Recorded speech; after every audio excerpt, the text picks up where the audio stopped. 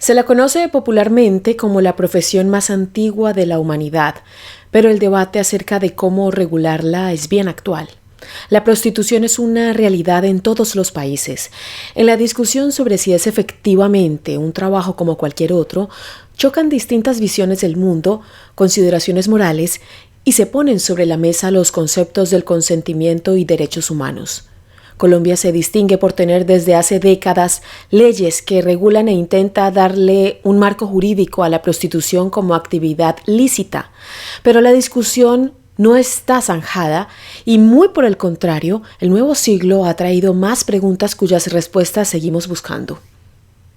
Bienvenidos a mi canal, mi nombre es Adriana Chilito, gracias por estar aquí.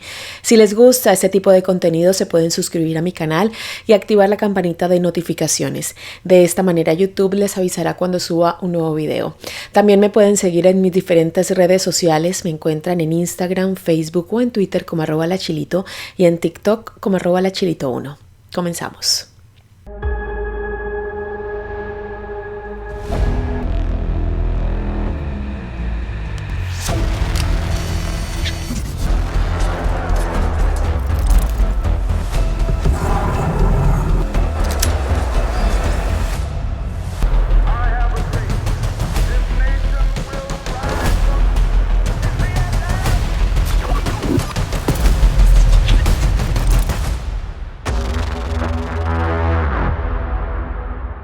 Cuando se dice que la historia de la prostitución parece haber nacido casi al mismo tiempo que la propia sociedad, no es tan exagerado, ya que las primeras referencias a esta práctica se remontan a los registros del 2400 a.C.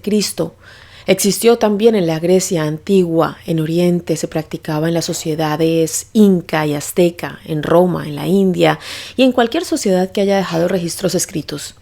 Comenzó a ser cuestionada desde un punto de vista moral hacia la Baja Edad Media, cuando se comenzaron a diagramar las primeras regulaciones sobre esta actividad tan extendida. La tendencia a alejar los prostíbulos de las grandes ciudades fue una de las primeras medidas que adoptaron las autoridades. Por entonces se entendía la prostitución como algo no deseable desde el punto de vista cristiano, pero tolerable bajo la idea de que era el menor de los males. En esa época se pensaba que evitaba las violaciones y la homosexualidad. Sin embargo, en el siglo XV, distintos brotes de enfermedades de transmisión sexual, especialmente la sífilis en Europa, puso la prostitución en el ojo de la tormenta.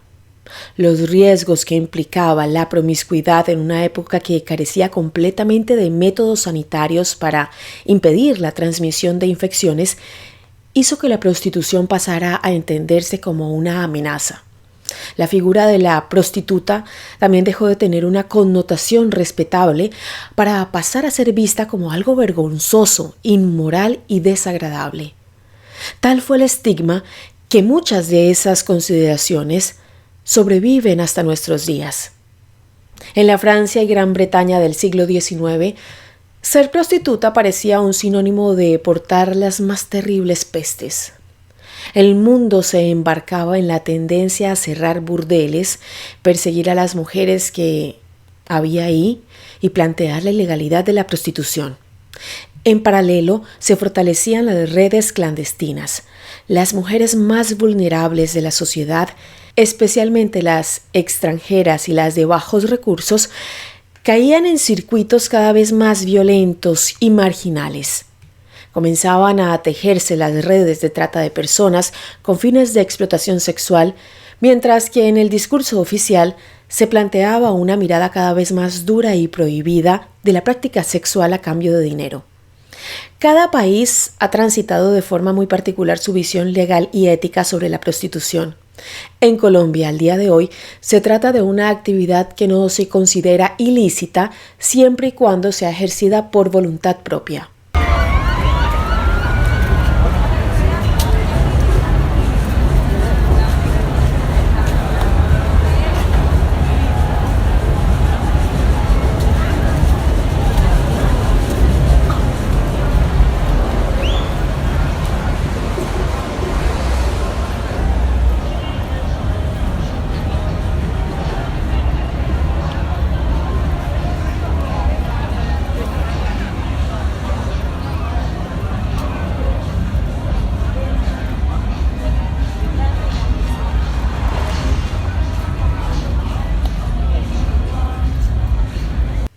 Además, está regulada a través de zonas de tolerancia y las personas que la ejercen tienen una serie de derechos y obligaciones en cuanto a su salud.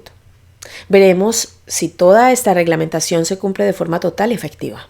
La pobreza y la marginalidad, así como la explotación sexual no consentida, siguen siendo elementos que condicionan muy fuertemente la aplicación de estas leyes y que se entremezclan con la actividad de aquellas personas que piden poder ejercer el trabajo sexual de manera segura. De la prohibición total a las aperturas.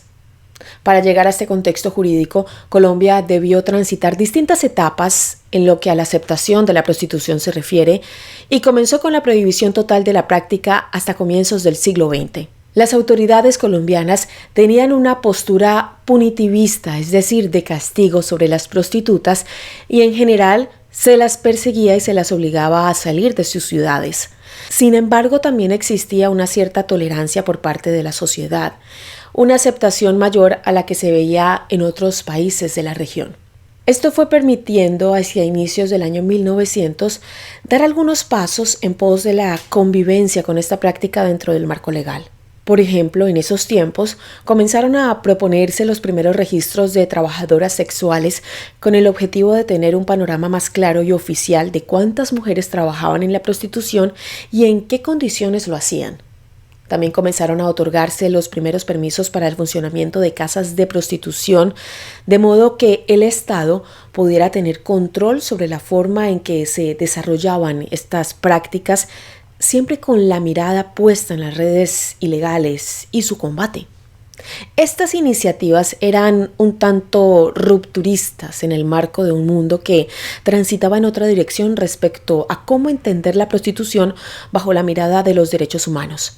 En 1921, la Liga de las Naciones firmó un importante documento que marcaría la época: la Convención Internacional para la Supresión de la Trata de Mujeres y Niños. La ONU se haría eco en 1949 de este documento, en el que la distinción entre prostitución y trata era casi nulo.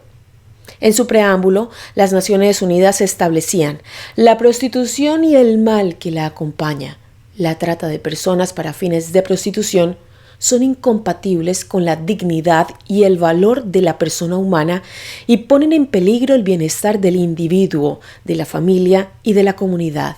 Se iniciaba un debate acalorado en torno a cómo distinguir en lo práctico la prostitución realizada por personas en libertad de acción y las redes de explotación.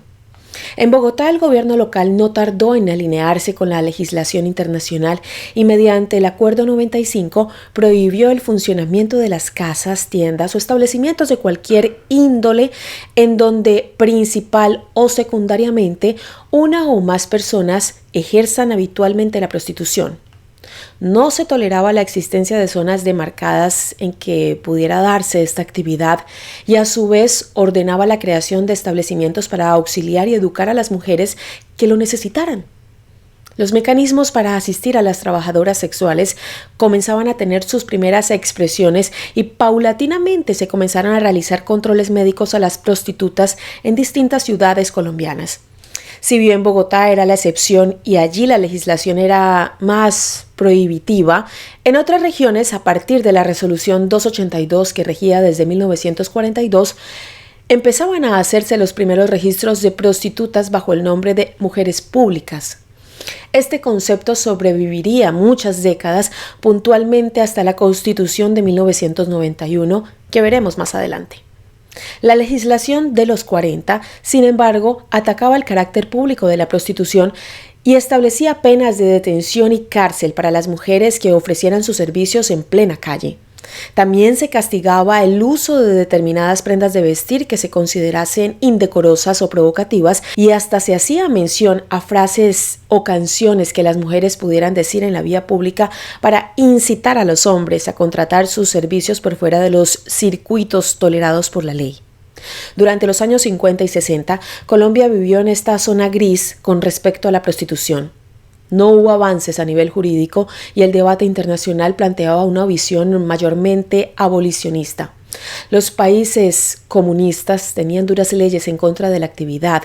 Las guerras habían dejado en evidencia los estragos de la prostitución forzada en territorios ocupados militarmente y faltaba mucho para que un cambio en la mirada sobre la prostitución generara modificaciones concretas en las leyes que regían en Colombia.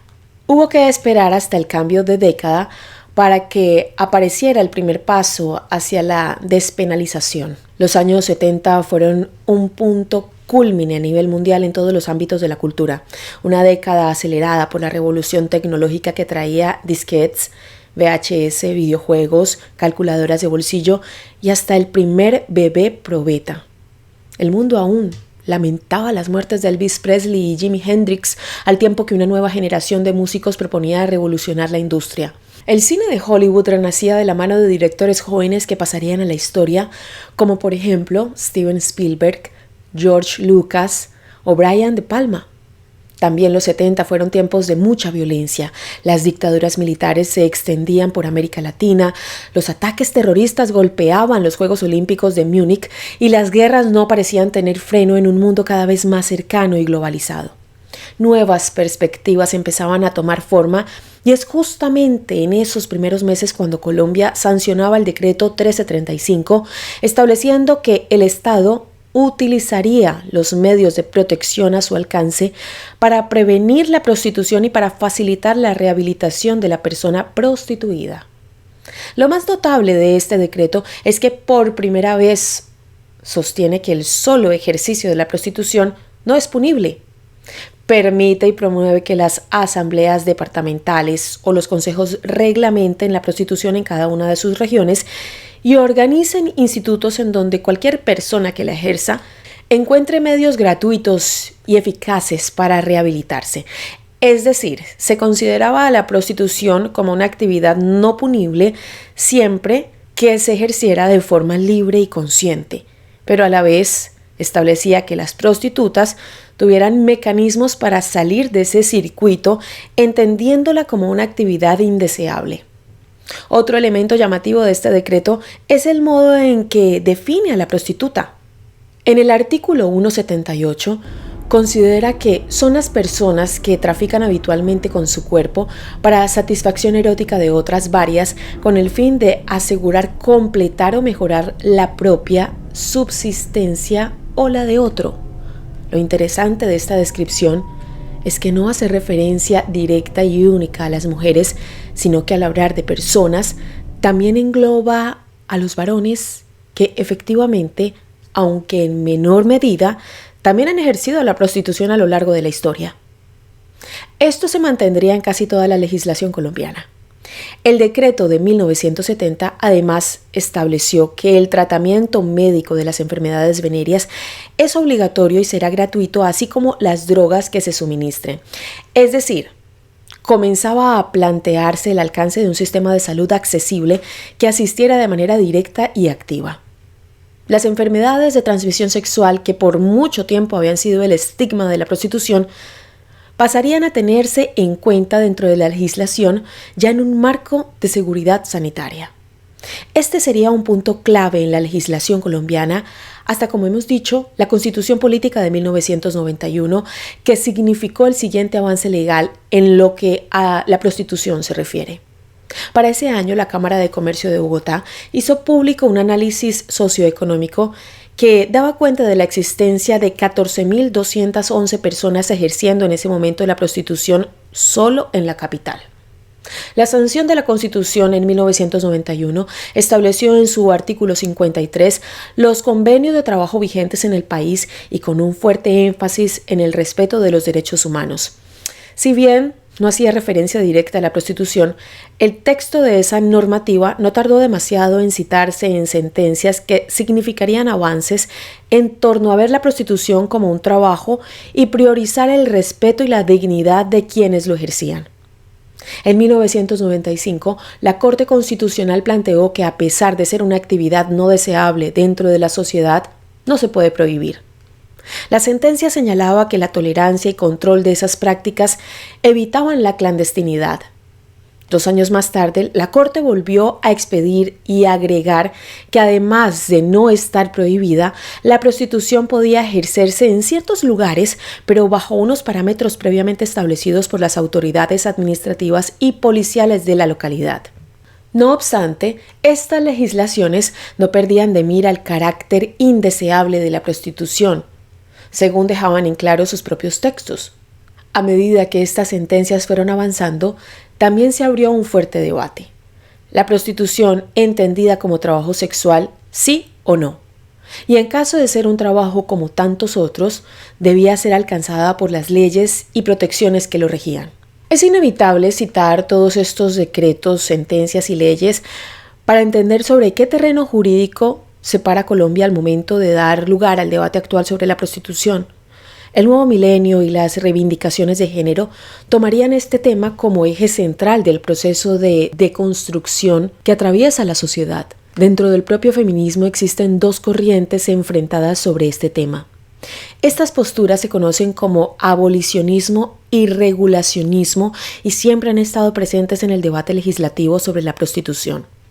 El abolicionismo ve a la prostitución como violencia sexual y considera que no existe nunca consentimiento en su práctica y es una clara violación de los derechos humanos. Por su parte, el regulacionismo considera que las miradas prohibitivas sobre la prostitución siempre estuvieron atravesadas por puritanismo sexual y que esta actividad es un trabajo alcanzado por los mismos derechos que cualquier otro. Con el comienzo del siglo XXI, en Bogotá nuevamente se impulsó un acuerdo del Código Policial que daba un paso más hacia la protección de las prostitutas. Sostenía que las personas que ejercían prostitución debían ser respetadas y que el ejercicio de esta actividad en sí misma no daba lugar a la aplicación de medidas correctivas. El Acuerdo 079 también planteaba que las autoridades distritales, administrativas y de policía coordinarían con las autoridades de salud y de derechos humanos la realización de visitas de inspección a los establecimientos donde se ejercía la prostitución. Así se ratificaba la idea de rehabilitar a las personas prostituidas y también enumeraba las actitudes que debían respetar tanto las prostitutas como sus clientes. En 2007, nuevamente, Bogotá estableció un decreto que creó la Mesa Interinstitucional para el Manejo y Control de los Servicios de Alto Impacto referidos a la prostitución y actividades afines en el Distrito Capital. Esta iniciativa planteaba una invitación a la participación ciudadana para hacer evaluación y seguimiento de los programas que se aplicaban en torno a esta problemática. En 2012 se hizo una breve pero interesante mención en el Acuerdo Distrital 489 sobre la lucha contra la discriminación y violencia hacia sectores vulnerables de la población y con especial atención a quienes ejercían la prostitución. Así, se empezó a dar diferentes medidas con el objetivo de tutelar y amparar los derechos de estas personas al entender que se trataba de un grupo históricamente marginado de la sociedad.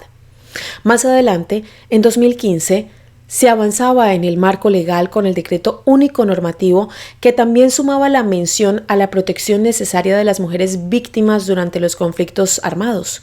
También fue más allá y propugnó la transformación de imaginarios, representaciones, estereotipos y prácticas discriminatorias y exclusión de las mujeres en ejercicio de la prostitución. El carácter sociológico para tener un peso cada vez más importante, y vale decir que el fenómeno de la prostitución no se dio solamente en contextos de pobreza extrema. Poco antes de la pandemia generó mucho revuelo la situación en las universidades colombianas, donde cada vez más estudiantes empezaban a trabajar como damas de compañía o modelos webcam para costear sus estudios. Ni hablar del cambio tecnológico que produce el salto tecnológico de los últimos años. Internet generó circuitos de intercambio social completamente diferentes a los que acostumbrábamos a tener en el mundo analógico. Todos los aspectos de la vida sexual también se trasladaron a Internet, un entorno muchas veces esquivo al alcance de las leyes. La generación de contenido erótico online se ha diversificado mucho Y ya no solo tiene que ver con la producción de películas triple X. La venta de contenido en línea pasó a ser una industria en sí misma donde muchas personas directamente autogestionan ese material y reciben ganancias que muchas veces ni siquiera requieren de un contacto directo con los clientes. Ese limbo legal en el que aún surfea Internet encuentra sus aristas más oscuras en la Deep Web, es decir, páginas no indexadas a los clásicos buscadores, donde las redes de explotación sexual hace tiempo hicieron base. La prostitución en todos los casos es entendida como un fenómeno multicausal, en el que muchas veces, pero no siempre, hay instancias de marginalidad y pobreza. Allí se encuentra el punto más polémico y complejo del debate. Las leyes, ya no solo colombianas sino de todo el mundo, buscan trazar una línea lo más clara posible entre prostitución libre y explotación sexual. En los países en vías de desarrollo y ni hablar en el caso de territorios atravesados por conflictos armados, la ley muchas veces se vuelve extremadamente difícil de aplicar. Uno de los contextos en los que trazar un límite se vuelve más difícil es en los circuitos de turismo sexual. Es que Colombia no solo cuenta con paisajes maravillosos, sino que el propio carácter paradisíaco de muchas de nuestras regiones tiene un costado más oscuro. En los últimos años ha crecido la preocupación, especialmente en Medellín, por el aumento de las personas que llegan a la ciudad desde distintos países con el objetivo de tener encuentros sexuales. La Plaza Botero pasó a ser uno de los puntos de mayor conflicto por la creciente presencia de prostitutas y el reclamo de parte de los vecinos y comerciantes pidiendo que se regule la actividad.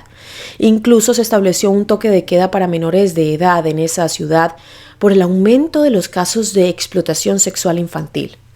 Uno de los mayores riesgos que genera el turismo sexual es justamente la captación de menores de edad. Esta situación se agudiza con la pobreza y el desplazamiento de personas dentro del territorio colombiano, ya sea por guerras o por falta de recursos económicos para subsistir. Medellín y otros centros urbanos turísticamente pujantes del país quedan atravesados por esta problemática. Entre 2016 y 2018 se abrieron 668 procesos administrativos para rescatar a niños, niñas y adolescentes que eran víctimas de explotación sexual. Redes que muchas veces captan a los niños en sus pueblos de origen, los llevan a las grandes ciudades y cuyos principales clientes son justamente turistas. Bogotá es el sitio donde se registraron más casos de explotación infantil, pero también los hubo en Antioquia, Bolívar, Valle del Cauca, Atlántico, Córdoba y muchos más. Desde las organizaciones que reúnen a trabajadoras sexuales, siempre se enfatiza que prostitución y redes de explotación no son lo mismo. Al mismo tiempo destacan que aún queda mucho más por hacer en el terreno legal. Denuncian la falta de un marco normativo que realmente proteja a quienes lo ejercen voluntariamente. Las distintas leyes y decretos que hemos enumerado sostienen no alcanzan. En los últimos años hubo varios intentos por establecer reglamentaciones que abarcaran más estas medidas y en 2015 se llegó a discutir un proyecto en el Congreso. Las iniciativas de reglamentación que se han barajado en la última década proponen que se garantice la afiliación al Sistema General de Seguridad Social en Salud, ejercicio de la prostitución en condiciones previamente acordadas y la protección para un trato digno de las mujeres por parte de los clientes. El debate de estos proyectos pone otra vez sobre la mesa temas que exceden la prostitución como actividad y también engloban conceptos sobre el consentimiento, la libertad sexual, el proxenetismo, la exclusión, precariedad, salud y las políticas públicas. Mientras desde los colectivos de trabajadoras sexuales se reclaman leyes más claras y actualizadas que las amparen, la discusión sobre si se trata de un trabajo digno continúa. Gracias por llegar hasta el final de este video. Ya saben que si les gusta ese contenido, se pueden suscribir a mi canal y activar la campanita de notificaciones. De esta manera YouTube les avisará cuando suba un nuevo video. También me pueden seguir en mis diferentes redes sociales. Me encuentran en Instagram, Facebook o en Twitter como @lachilito y en TikTok como @lachilito1. Antes de despedirnos, por supuesto, vamos a traer a Lupita para que ella también los salude. Mi princesita estaba un poquitico dormida, ¿cierto? Un poquitico dormidito, pero mírale esos ojos tan bellos que tiene esa reina. A ustedes gracias por llegar hasta el final y nos vemos en el próximo video. Recuerden dejarme sus mensajes, comentarios, si de pronto ha hecho falta información para complementar este video, pues ya saben que pueden dejar los comentarios en la cajita de descripción. Saludos para todos, bye bye. Chao, chao.